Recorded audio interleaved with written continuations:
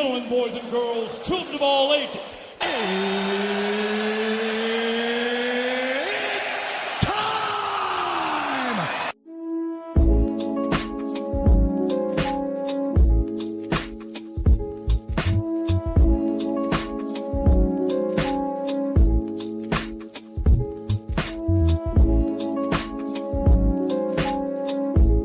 Hello there, everyone. Welcome back to another edition of the My Two Cents Podcast, presented by and hosted by G2. I am G2. This is episode 248 of the podcast, and first thing I would like to say to everyone is that I hope that everyone had a great weekend, or great to lovely weekend, and also great week. If you did not, I hope that this upcoming week that we're about to embark on will be better than your last week. If you had a great to good week, last week, I'm hoping that that momentum will carry you into this week and you continue on with that. I've said this plenty of times, and I'm going to constantly say it again. I want people not to stress out so much. We are almost at the end of the year. I want people to care for themselves. It is time for people to really start taking care of their mental health, because if you don't, you're going to fall into a trap. And again, with the holidays coming around and looming closely, I don't want people to get so overwhelmed and suffocate over either the pressure of trying to get gifts for people or get different things. Because again, holidays, you do a lot of things. And again, I don't want people to succumb to that pressure for that. And I just don't want people to succumb to pressure at all. And I also don't want people to take on more pressure than they're supposed to. I understand there's pressure and stress that we all are going to take on a day-to-day basis. I don't want people to add on to that. So please, ladies and gentlemen, do not add more pressure and stress onto your plate. Handle what you can handle, and whatever you cannot handle, let it just go off and let it be what it can be. Okay? Now, with that said, now it's time for me to move on to your National Food Days of the Week. Today being October 5th, it is Rocky Mountain Oyster Day as well as Apple Betty Day. October 6th will be Noodle Day. October 7th will be Frappe Day. October 8th will be Fluffernutter Day. October 9th is Hoagie and Pizza and Beer Day, so please drink responsibly, as well as Moldy Cheese Day. Forgot that one. October the 10th will be Angel Food Cake Day, and then to round us out, October the 11th will be Sausage Pizza Day. So that's your National Food Days of the week. And with that taken care of, now it's time for me to move over into the first thing that I do want to talk about, and that's condolences. The first thing, or shall I say, the first condolence I do want to give to is the family of Shada Shakur. I know I'm late on this. She passed away September 25th, but I forgot to mention it last Sunday, and I forgot to mention it on my episode this past Wednesday. So with it being in my knowledge, because I'm about to talk about people that did pass away this week, I want to pay respect to Shada Shakur. As you all know, she passed away in Cuba. She died free, not being held in a prison in New Jersey. So I am... well, we all know about that, so I'm not going to say happy to report that. But again, I just want to send my condolences to the people that was a part of Shada Shakur's life. And I do also, again, want to apologize for not mentioning her last week on last Sunday's episode. So please, just want to make that clear. The people that did pass away this week, we got to talk about Jane Goodall. She was a woman that went out and was studying chimpanzees. I did not know this woman like that. I didn't know who this woman was until you start seeing all the news making a big deal about this woman. And you start to understand why they talk about how her research and her going out there in the wild studying chimpanzees, it was like a breakthrough in making people understand animals better, which, again, with my mind being in 2025 and with technology being what it is, you can see videos now of pets or different animals kind of having personalities like us. But apparently back in the 1960s, when she was doing her research like that, people didn't think that animals had similar behaviors to humans. And they had personalities like ours, and they could make their own different tools out of nature, like if we're left in the wild. So she went out there in the 60s, she studied chimpanzees and she studied other things, but that's what really got her name out there, and she was able to show everyone that chimpanzees are like humans. So again, I want to say rest in peace to Miss Jane Goodall. She did pass away. From want to make sure I get her age right. She passed away at the age of 91. And they have said that she died of natural causes while she was on a speaking tour in the United States, and she passed away in California. So again, I want to say a good rest in peace to Jane Goodall. And I want to get back to that natural causes thing in a minute, but another condolence that I do have to give up to is the family of Arthur Jones. He was a NFL defensive lineman. He is the brother of John Jones and Chandler Jones. They have said that Arthur Jones passed away Friday afternoon. At the time of this recording, they have not released the reason why Arthur Jones passed away. But the general manager of the Ravens would say, "We are deeply saddened to learn of Arthur Jones' sudden passing.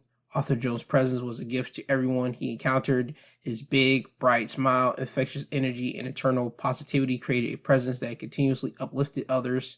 He was a kind, courteous, and enthusiastic, always displaying a love for family, teammates, and friends. We send our deepest condolences to the Jones family and all who loved Arthur." Arthur is a former Super Bowl winner, so he was able to do something that not a lot of NFL players were able to do or have been able to do in their career. So I hope the Jones family will take solace in that.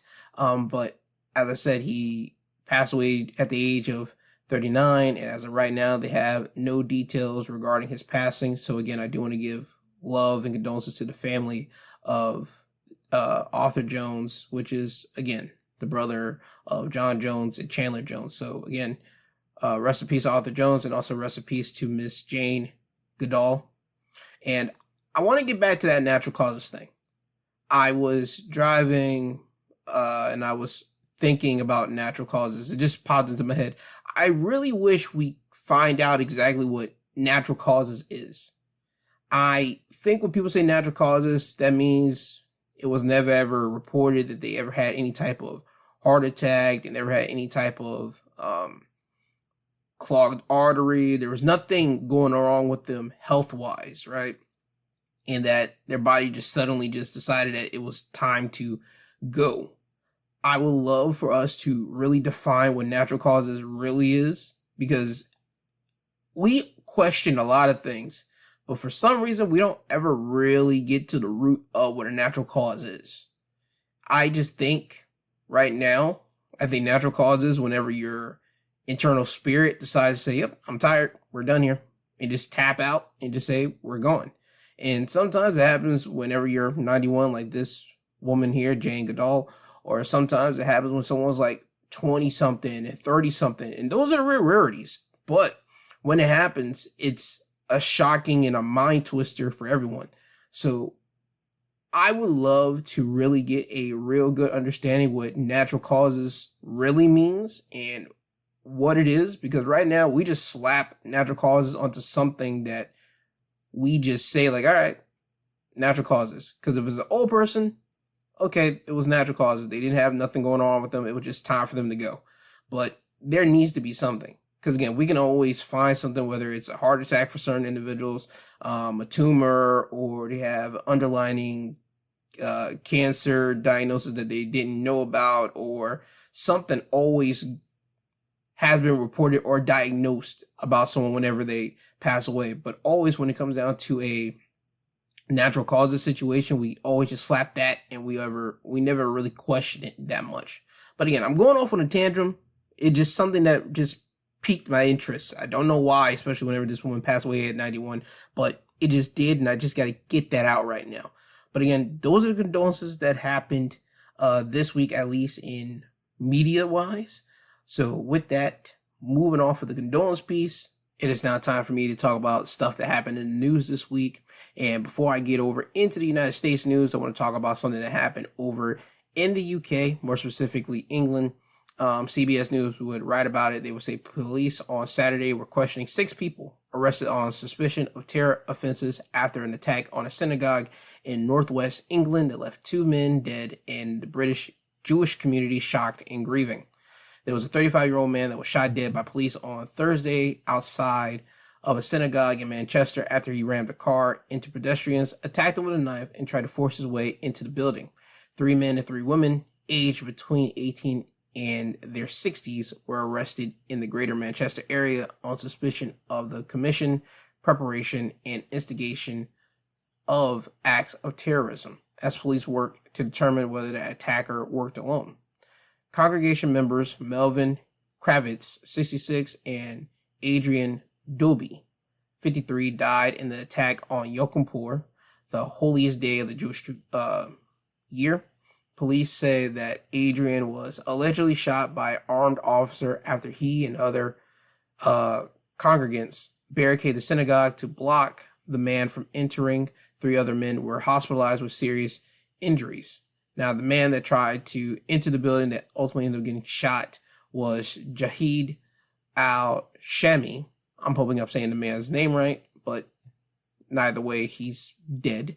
He was 35. They're investigating why he did what he did. As of right now, they're saying that they believe that he was influenced by extreme Islamic ideology. He wore what appeared to be an explosive belt, which was found to be fake.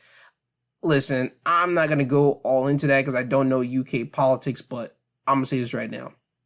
I don't like hearing things about this. I don't like reading things about this. But again, when you're over here in the States and we got crazy madness and things that happen over here, and then you hear about stuff that happens in another country, I think is great to point out that type of stuff.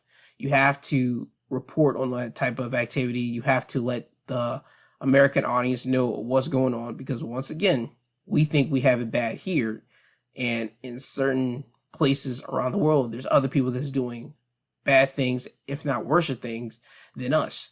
But this right here, I put this incident right here on the same level of the Michigan church activity that happened last Sunday, which I talked about on this Wednesday's episode of the Midweek Breakdown, because I didn't talk about it last Sunday because, as you should know, I record this before Sunday because this episode drops usually on Sundays, so there's no way for me to talk about that. So again, getting away from rambling, things like this happen everywhere. And I just want Americans to know that attacks on churches or attacks in general in different places where you don't expect it to happen not only happens in the United States, but also happens everywhere else. Now, where I bail out in this situation is whenever we talk about Islamic ideology and the whole religious confrontation that's happening between Islam or Palestinians and the Jewish community or Judaism. I dip out in that because my foot is not too, or shall I say not my foot, but my head is not too well versed in that world. So I'm going to dip out in that. Only thing I'm going to say is this: I don't like people getting attacked in either situation. I don't like if someone attacks someone at a Jewish church or someone attacking someone at a Islamic church. I don't like people attacking anyone at a religious place. I don't, because that's some place where people are there to worship, and that's their place to let their guards down, and that's somewhere where you shouldn't be attacking someone at all anytime. So I hate that, but the UK, they're going to be investigating that to see if people were in on this, and if they were, I hope to bring it back to you guys and give you guys updates on it. But if not, that's all I got for you on this as of right now. Again, I'm pretty sure there's going to be more, so if whenever there is more information, I'll bring it back. Check in on Wednesday's episode and you'll see. Now, moving off of the UK news, I want to move back over here in the United States, and still sticking in the religious realm here. Axios, they will report that 15,000 churches could close this year amongst religious shift in the United States. They said the U.S. could see an unprecedented 15,000 churches shut their doors this year, far more than a few thousand expected to open, according to denominational reports and church consultants. Now, just reading that alone, that's a lot of churches. 15,000 churches being shut down, more than likely before this end of the year. That's a lot of churches.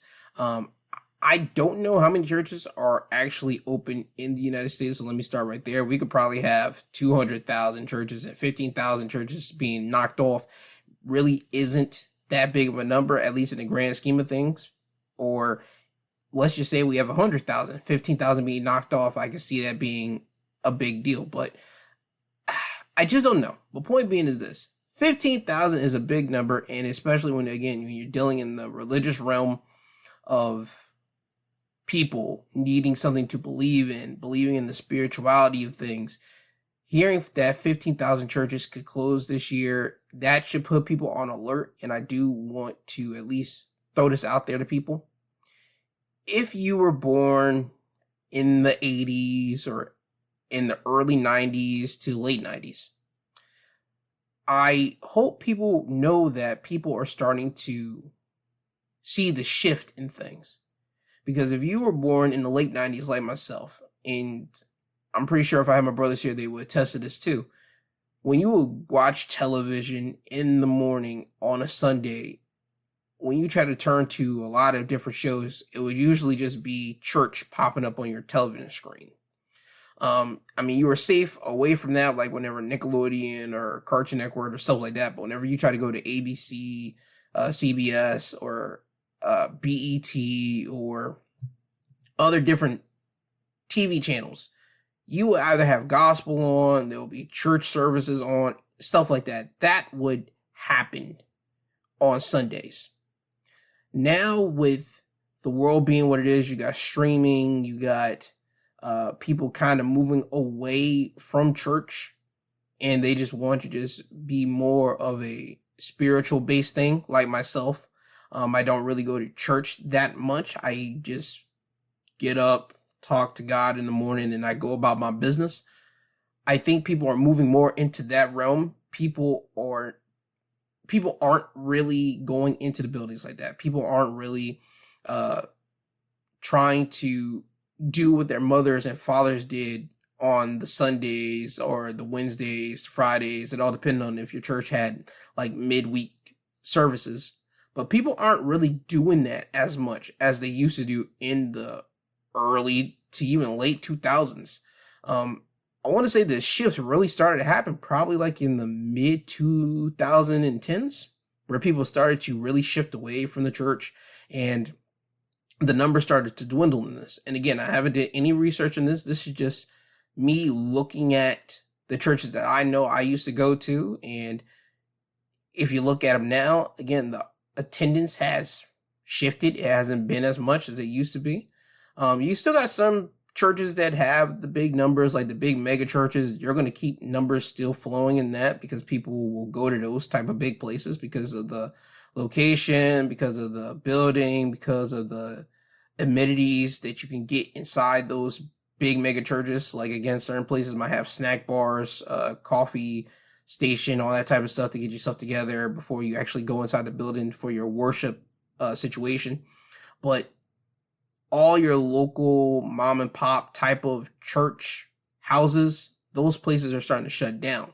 And you wouldn't have thought that, again, in the early 2000s to even late 2000s, you wouldn't have thought that. So I can see those churches being shut down, but it's just something to be on the lookout for. And that's just something that snagged me by surprise. And with me dropping my Sunday episodes, and I really don't get into religious talks like that, I did want to bring this up because it's something to be notified, at least over here in the States. So again, 15,000 churches could close by the end of this year.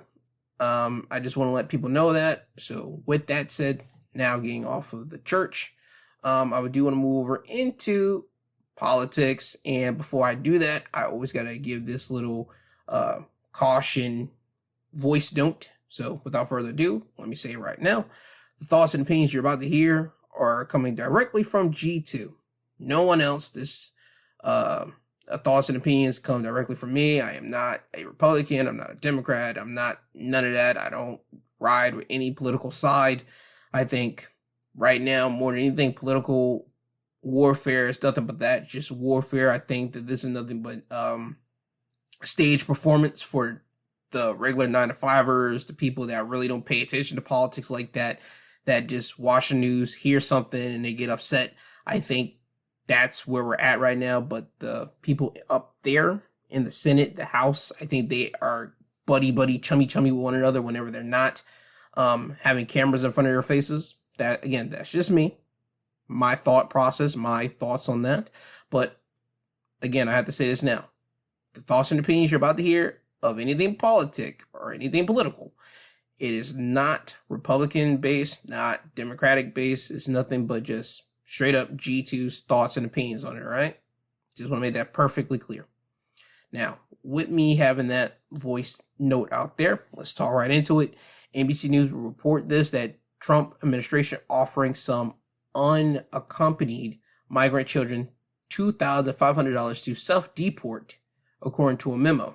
The federal government is offering unaccompanied migrant children 14 years old and older $2,500 to leave the United States of their own volition or self-deport back to their countries, according to a memo sent by the Department of Health and Human Services and obtained by NBC News. The notice was sent Friday afternoon to legal service providers around the country that represent unaccompanied migrant children. Eligible children are those who are from countries other than Mexico and who are currently in the custody of the Office of Refugees Resettlement, which is a part of HHS. This benefit is intended to support reintegration efforts following deportation, the notice reads. The notice also says that the Department of Homeland Security, which is issuing the stipends, has already identified unaccompanied children in ORR custody who have said they want to file or who will file for voluntarily departure. Now, I don't know what to say about this. I think this is a way to try to make sure that people can leave the country with some money in their pocket, but I think this is dumb. I don't know what we're doing here. I think this could possibly be a scare tactic, maybe, because let me just say this right here. If you're talking to children that are 14, so this is like teenagers right here, 14 and older, in this type of thought process, I'm thinking, okay, so you'll say 14 to probably 17, because when you hit 18, you're an adult. So you're telling them you're going to give children or teenagers that are the age of 14 to 17, because again, they say older, but again, I'm capping it at 17 because America, we look at adults as 18 because that's when you're out of high school in the time slottage that we do it here. You're telling them that if they decide to leave the United States of their own volition, you give them $2,500. No, I don't know what we're doing here. I really don't know what we are doing here with this. There should be some type of legal to this, man. I mean, there should be something to this. Like, I don't know how this is even legal. I don't. You already are trying to deport people that don't belong here, quote unquote. Again, I got my own thoughts and opinions on that, and I'll say it right here. I think a lot of people, when you do a lot of background testing on people, you do their ancestry, a lot of people, I'll say about a good overwhelming 95 to 96, 97% of the population that's here in America are not originally from America. Dead set, dead serious, a lot of them, all right? And you try to get people out of here that don't belong here, you will have to do that to, again, the 95, 96, 97 of the field here in America. And that will have to include you. That will include all of Congress, everyone. I mean, that would be everyone if we were trying to kick immigrants out of the United States. And people might say, I'm not an immigrant. I was born here. Well, let me say this right now. Your great grandfather, grandmother were not born here in the United States. They came here on a boat. They came here voluntarily. Certain people didn't come here voluntarily, aka slaves. Like, dog, I just don't like this thought of having people being kicked out of the United States. I think that we could put up something, again, to, if you don't want a lot of people to run up in the States, I think, again, you could have something set up in the process, and people might say, well, they already got something set up. Let me say this right now. people are going to bypass any and everything. People are going to cut. People are going to find a way to find a loophole into something, because with what right now, you got people that are on here for work visas, green cards. There's another thing that I can't think of right now, but there's some type of working thing that's not green cards, but something else that Trump was just getting at businesses for, some type of H-1B something. But like I said, there's a lot of ways that immigrants or whatever, illegals or legal, but immigrants either way, come into this country. And America, the tagline still for this country is America, home of the brave. America, you come here, you try to live the American dream, all these different things, but it's all about the chance for opportunity. And for you to try to derail these people, I just don't get why this is happening. I really don't, man. And now you already got ICE working on things. You already got ICE going after people doing other things, right?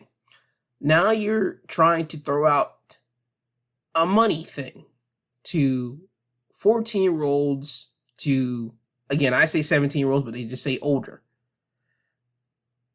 You're giving or throwing out the suggestion to them saying that, hey, if you leave the United States, we'll give you $2,500. How are you even certain that you're going to do that? How are these kids that have to make that decision of, well, I can either roll the dice here and try to stall out ICE as much as I can, because if we are looking at what we're seeing right now, ICE is trying to take people out of here. And you can either roll the dice with that, or you can take the chance of saying, hey, I'll go back. I'll do it instead of getting thrown out of here on my butt and being landed somewhere else.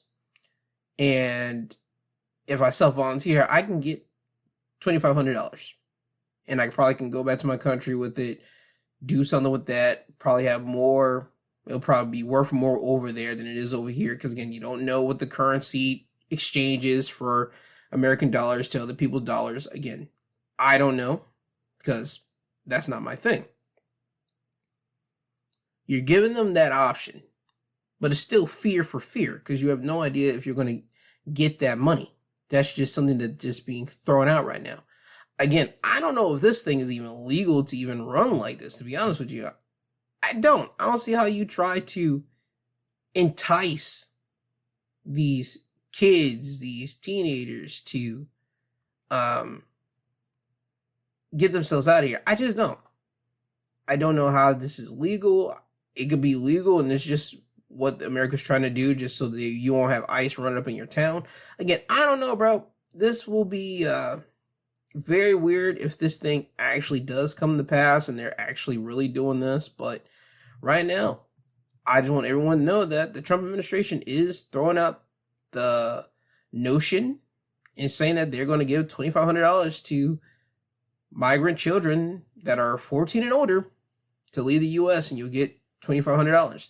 Again, I think it's wrong. I think it's nasty. I think that this is disgusting. I think the whole ICE situation is nasty and disgusting. And speaking of ICE, I believe I talked about this last Sunday about a superintendent that was in Iowa. He was arrested, or shall we say detained by ICE, and he was charged officially this past Thursday in federal court with possessing firearms while in the U.S. illegally, prosecutors would say. And this is coming from CNN. Ian Roberts resigned this week as Des Moines, Iowa's superintendent of schools just days after he was pulled over and fled from ICE, who ultimately arrested him with help of officers from Iowa State Patrol when he was arrested. Federal agents found a handgun that was wrapped in a towel inside of a Jeep Cherokee he was driving, according to court papers. Roberts, who is originally from Guyana, has been in jail since last Friday afternoon. Officials said he was taken into custody on a federal arrest warrant for the weapons charge and appeared by video before a federal magistrate judge. Roberts' attorney said his client will plead not guilty. Our position at this time, he has a presumption of innocence. He will exercise his right to indicate to the court if he is indicted that he's not guilty. Roberts' attorney would add that there has not been an indictment returned by the grand jury. Roberts, who's 54, is alleged to have been in possession of 4 firearms according to court documents. Attorney said Roberts has been authorized to work in the U.S. between December 2018 and 2020, but has since not had lawful employment authorized according to the complaint. Federal authorities said Roberts had a final removal order that was issued last year, and an immigration judge denied a motion to reopen Roberts' immigration case in April this year. The complaint released Tuesday alleged that Roberts had that final removal order in a different car at his residence. Roberts had been under impression from a prior attorney that his immigration case was resolved successfully, his attorney says.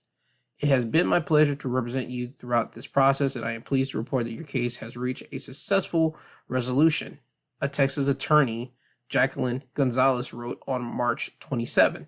So Roberts here is thinking that he's able to more than likely continue working and that his immigration stuff is done. That's what he's alleging, at least from that. An aide to Gonzalez confirmed to the Associated Press Tuesday that the law firm had represented Roberts but gave no immediate comment. So I hope they continue to apply pressure to the Gonzalez attorney, because if Roberts is able to show that his immigration thing was done and that he did have contact with Gonzalez and Gonzalez did kind of settle his immigration case and kind of gave him the paper to say, hey, you're good to go, we're straight, then guess what? He should be fine with that. Now, that does not cover, and I'm going to say this again, that does not cover him having a gun in his car wrapped in towel that they found, because again, he is illegal here in the United States. And I did say this last Sunday that Iowa is a open carry state, and it is if you're a U.S. citizen. But again, you have to be a U.S. citizen for there to be an open carry. If you're not, it's not going to be that for you. So Robert still has to deal with that. But right now, he is dealing with that. I do want to look at something right here. Here's another report that I have from somewhere. ABC News, yes. They said the school district says it will pursue legal action after superintendent detained by ICE. The Des Moines Public School Board announced Friday it intends to pursue legal action against a consulting firm it says it hired in 2023 to conduct a search for a new superintendent, claiming the firm failed to properly vet candidates after the district's now former superintendent was detained by ICE last week. Federal authorities said the superintendent, Ian Roberts, is not in the U.S. legally and has not had any work authorized in the U.S. since 2020. Obviously, I've already read that. He has served as superintendent of Des Moines, Iowa School District since July 2023 until his resignation this week following his detainment. Ian Roberts should have never been presented as a finalist, and if we knew what we knew now, he would never have been hired, Des Moines Public Schools Board Chair Jackie Norris said after the board emerged from a closed session Friday morning. Norris claimed it had become clear that the consulting firm failed to turn up information of a negative nature about Roberts that it should have flagged at the school board. It's clear that people are identifying and finding information in a matter of hours, Norris said in reference to public reporting on Roberts since his arrest by ICE last week. And so it's probably something that they should have caught, and that was our expectation. Norris said the search firm in its contract with the school board was responsible for advertising, recruitment, application, resume review, public domain search, complete reference checks, and presentation of qualified candidates. Basically, it's your job to throw us out the people that we should look at to hire as a superintendent. We want you to do everything and just throw us out the best candidates. That's what they're saying right here with that. So basically, in the end, Norris would say we are pursuing legal action as allowed by the law. This is about accountability, taxpayer dollars, and we are seeking accountability. As the facts reveal themselves over the past several days, it was crystal clear that the search firm did not do its job. So they're going to sue their consulting firm.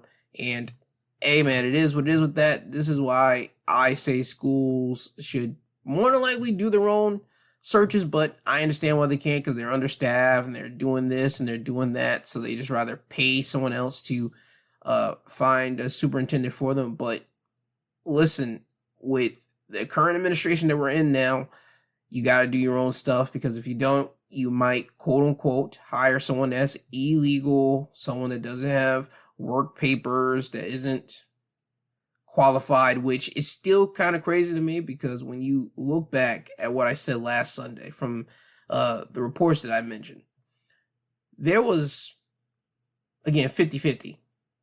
You had the ICE side that was kind of not happy with Ian Roberts being a superintendent of a school because, again, he wasn't legalized, he wasn't authorized by the government because he didn't have any authenticity or the government approval to work here since 2020.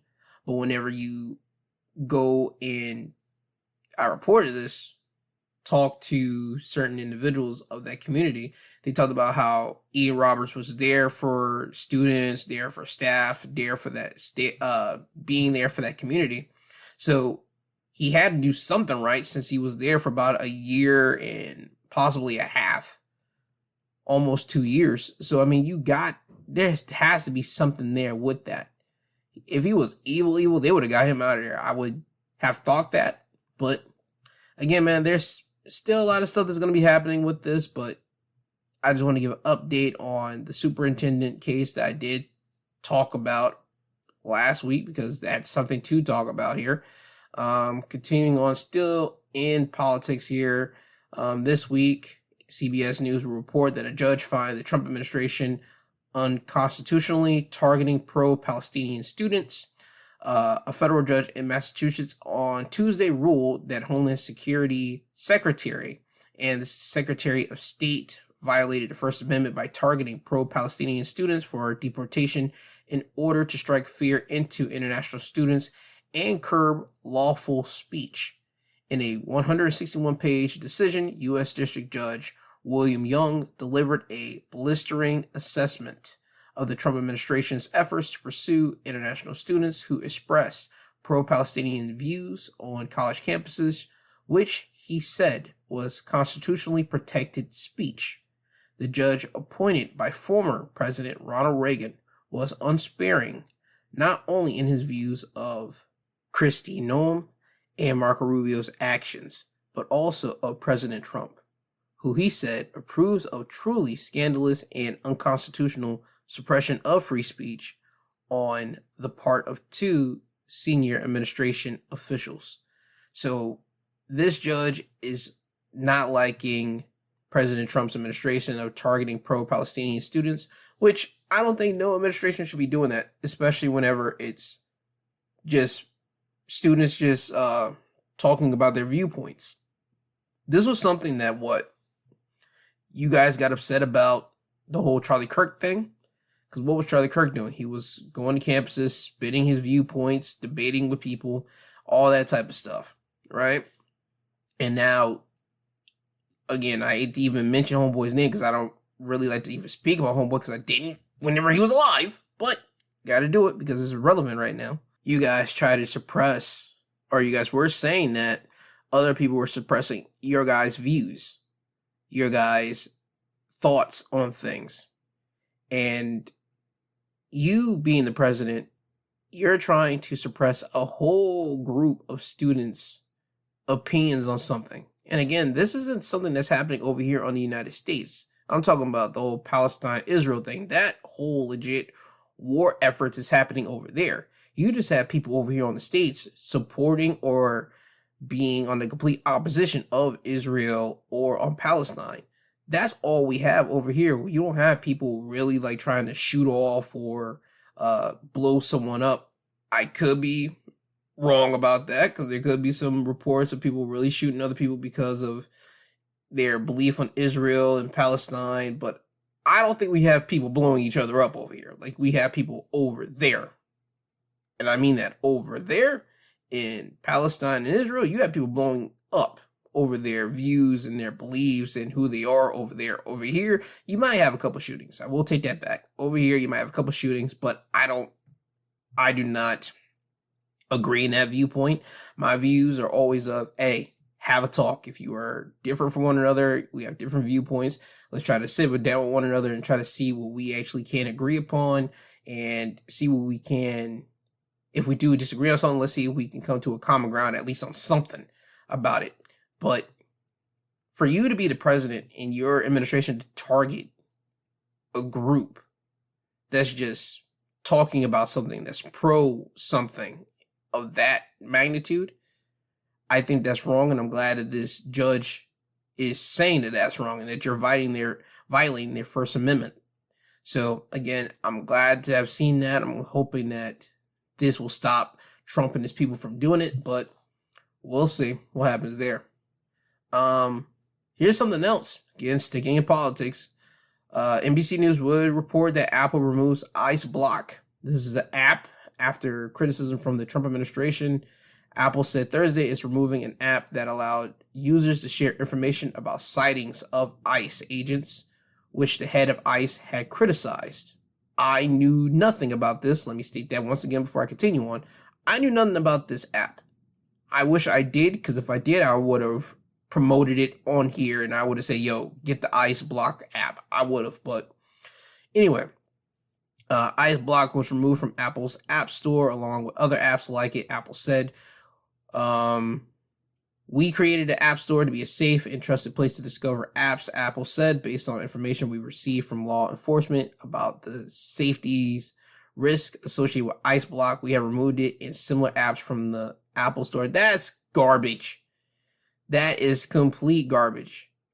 I don't like that at all. It was all about, see what I'm seeing here with this, okay? In the report, they're saying here, Ice Block does not involve the sharing of personal information about agents, but it notifies people within a 5-mile radius of sightings. So there you go. This was not giving information about ICE agents, none of that. They were trying to say that they are doxing people, sharing people's personal information online. That's what they're trying to say that this Ice Block was doing to ICE agents. I think that was a whole crock of garbage. I think if people want to dox you, they can dox you anytime.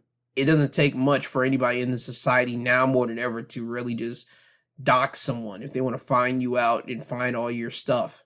Hell, there's a reason why they're running ads on YouTube, running ads on Google, Yahoo, all these other app, and also on your television screens as well, of the VPNs, of these other things to hide your online activity, all these different things, because people are out here now able to dox you, find your information, and just be able to share it online. So Ice Block, I don't think it was doing that. Again, they said that they weren't sharing personal information about agents. They were just notifying people within a 5-mile radius of sightings of ICE. I think that was dope, because again, I don't believe in ICE like that. I don't. Do I think there should be a program where you should be able to keep contact or know of knowledge of someone that's over here illegally that is doing something wrong? And I mean by wrong as in like killing people, pushing product out there to the community and all that. Yeah, sure. You can go ahead and pick up those type of people.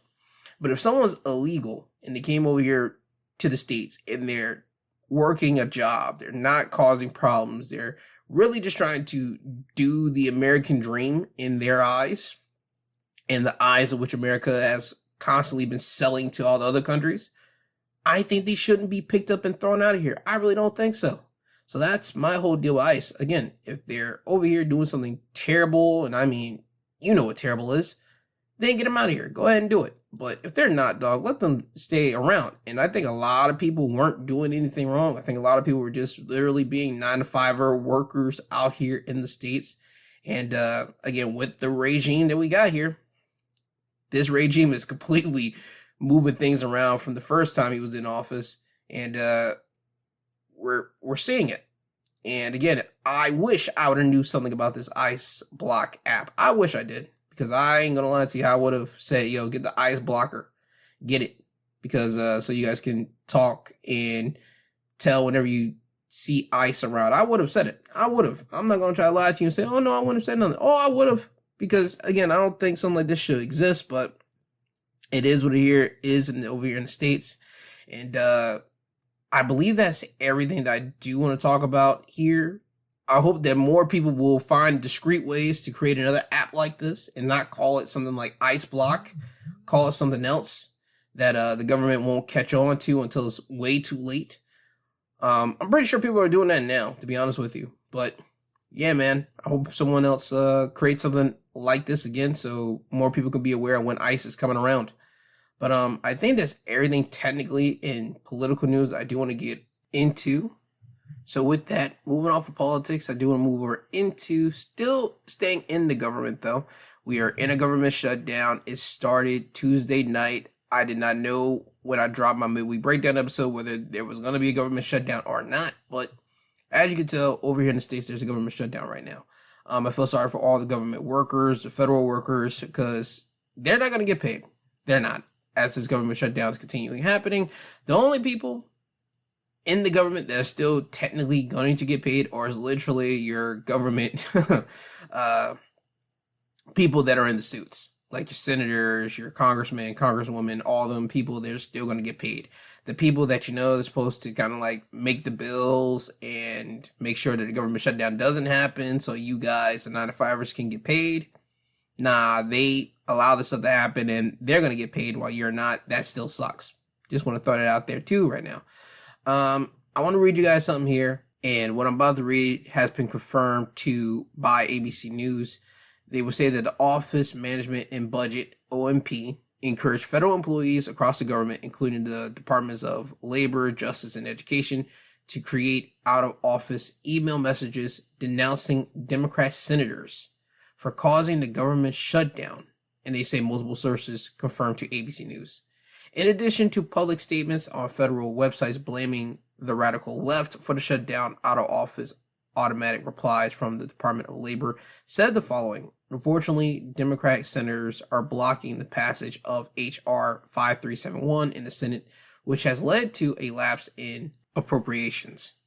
Due to the lapse in appropriations, I am currently in furlough status. I will respond to emails once government functions resume.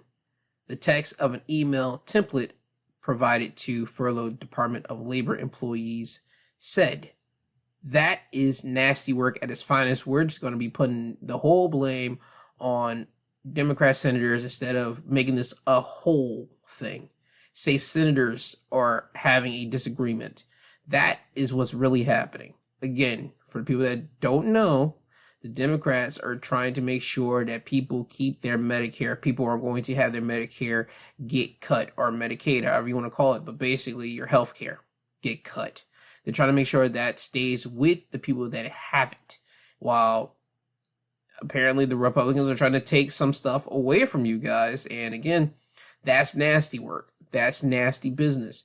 You're supposed to look after everyone in your country, the people that can afford good health insurance, the people that can't afford health insurance like that, and they got Medicaid and Medicare. Again, word salad, but you get what I'm getting at here. This is nasty.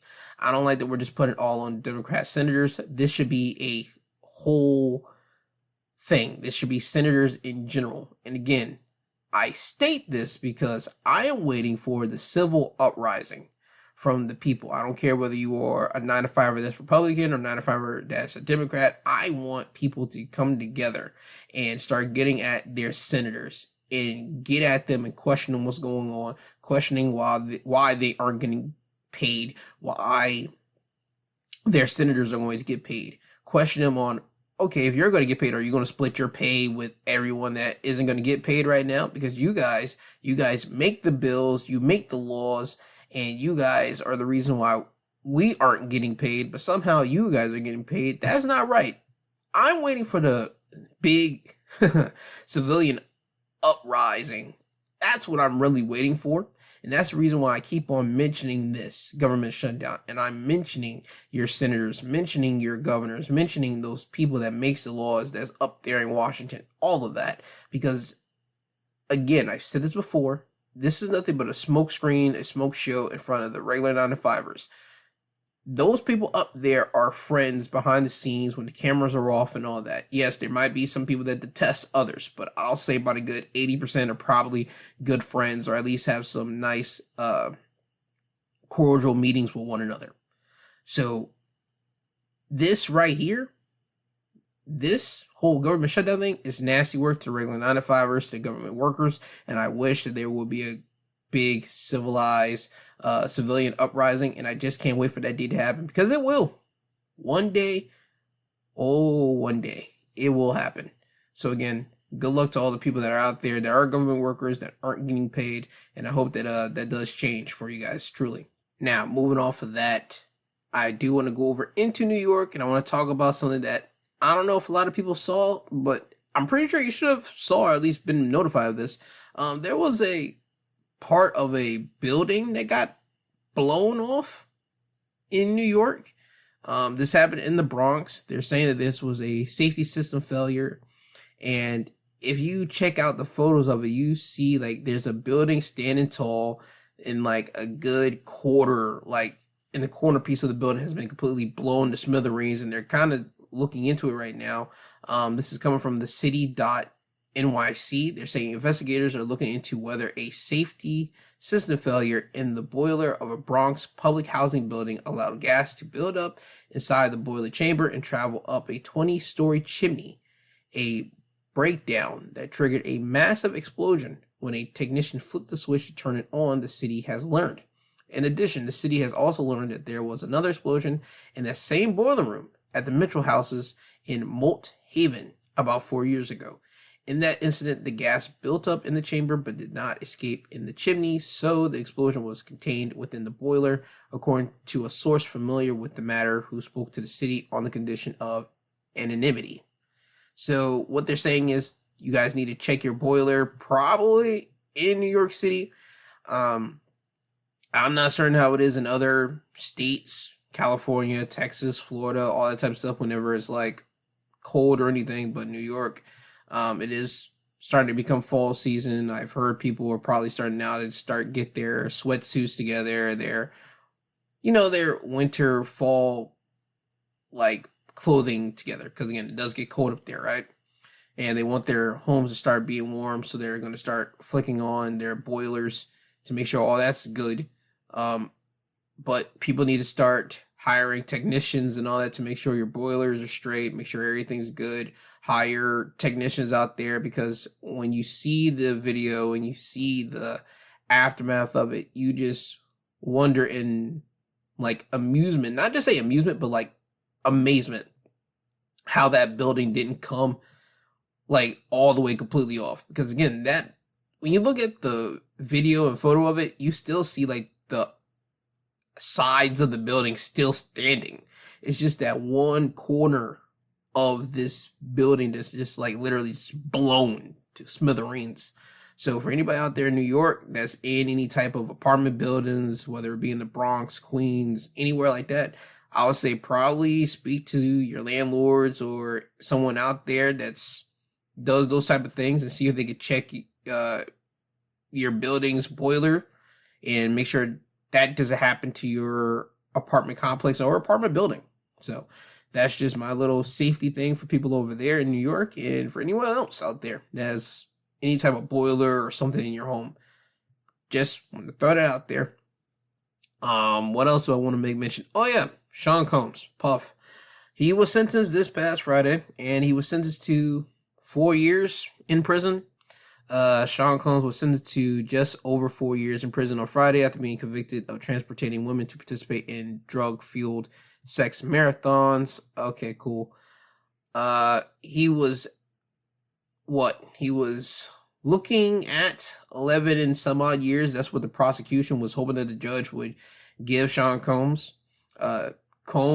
Puff was looking to more than likely get out that exact same day. As I mentioned in my Wednesday episode, people were talking about how they thought the judge would have gave him a year and some months, which basically would have been time served because Puff has been in the court, well, at least in prison for about a year and some months now. So essentially, he would have just walked out scot-free that Friday. But nope, the judge handed down a sentence of 50 months, so that's about 4 years and 2 months behind bars. He also imposed a $500,000 fine and ordered 5 years of supervised release once Combs leaves prison. Now, here's my thing to this. I think Puff's going to get out. He'll probably do, if anything, 2.5 years in prison. They'll find a way to get him out of there, whether it be good behavior or something of that sorts. Matter of fact, mark me on for this. I think Puff's going to do 2.5 to 3 years out of that whole 4 and 2 months of those 50 months that he's been sentenced, right? I think he's going to do 2.5 to 3 years in prison, and I think he's going to get out after that. Again, good behavior or some other type of legal loophole that the legal system is going to get for Puff. And then once that happens, he's going to lay low for a little bit, but he's going to already start having contacts being already in order so he can start making money again the way that he was making money before he went into jail, prison, that whole situation. That's my thought on this. I think Puff is still going to do what he's been doing. I think he's going to have those secret sex parties. I think so. I think he'll have those parties. Do I think he's going to be transportating people? No. I think he's learned from that. I think he'll probably have someone else do it or probably use a escort service, something like that. But Puff, he got out pretty easy. If I'm going to be honest with you guys, if I'm going to be completely honest, he got out pretty easy. I didn't think he was going to get 11 years. Again, I said this on Wednesday. I didn't think he was going to get 11. And I didn't think he was just going to walk out scot-free. I said he was probably going to get about 5 years in prison. I think that was going to be his sentence. So for it to be 4 years and 2 months, I was right around the ballpark with that. So for this, I'm not going to be too far off again. I think he's going to be, again, out within 2.5 to 3 years from now. And he's going to get right back to business. Because Sean Combs, Puff, he knows how to make money. He knows how to work the business realm. And he still has people in charge in different places.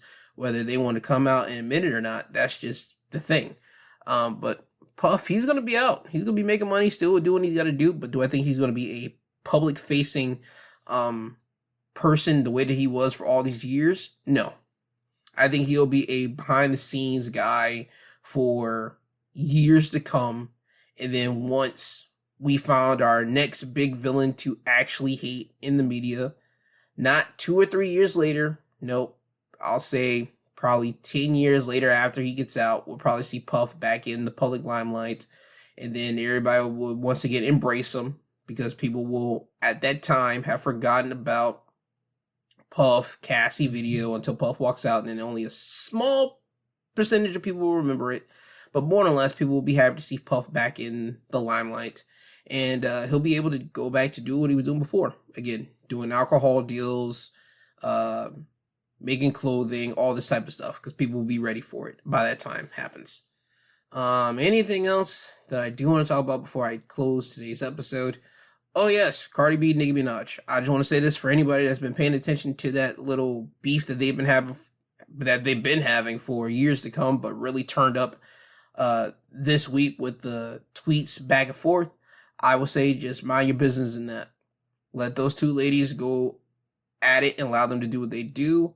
I think that they know when they want to get physical and when they don't want to get physical, and let it just be words.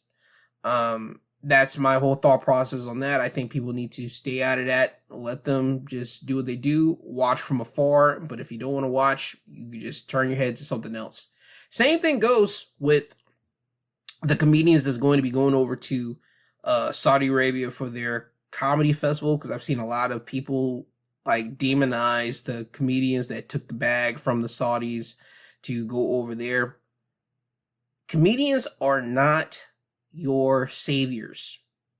You have to look towards yourself about yourself.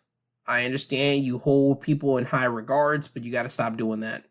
These are comedians. These are people that are there to make you laugh. They're there to have you think about certain things while in the setup of a punchline, but they're still just people at the end of the day. Some people are taking money over there because it's a big check. And guess what? They can come back over here and do something with that check to help other people. Or it's their check and it's their business to do what they want to do with that check. That's all I can say for anyone over there that's going to be going over there and just doing their comedy setup over there in Saudi Arabia. That's it. I don't like how people are trying to demonize them over there. I understand it. You don't like it. You wouldn't do it. But guess what? If these comedians are not going over there and literally killing someone over there, and they're just going over there just to tell some jokes, let them do their job. Let them tell their jokes. Let them do what they want to do and call it a day, man. I just don't like people just trying to force their stuff onto these adults that make money for themselves. Again, they're not civil rights activists. They're not these people that are freedom fighters. They're not that. They're comedians. What do you expect of comedians? Just be honest with yourselves, all right? I think that's everything that I do want to talk about. So with that, it is now time for me to get you guys out of here. I would like to thank everyone for listening to today's episode. I would like to thank the podcasting sites for having me up here, whether it be Apple, Amazon, Podbean, Spotify, iHeart, all the other podcasting sites that you're listening to this podcast on, because without them, I wouldn't be able to get this podcast to you guys, the listeners, so I would like to thank them.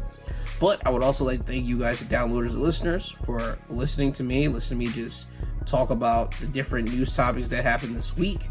I appreciate that, whether you're listening to me in your car, in your home, at the gym, on a walk. It could be anywhere. I really do appreciate that. And I just want to say thank you once again for choosing to listen to me instead of doing something else. I really do appreciate that.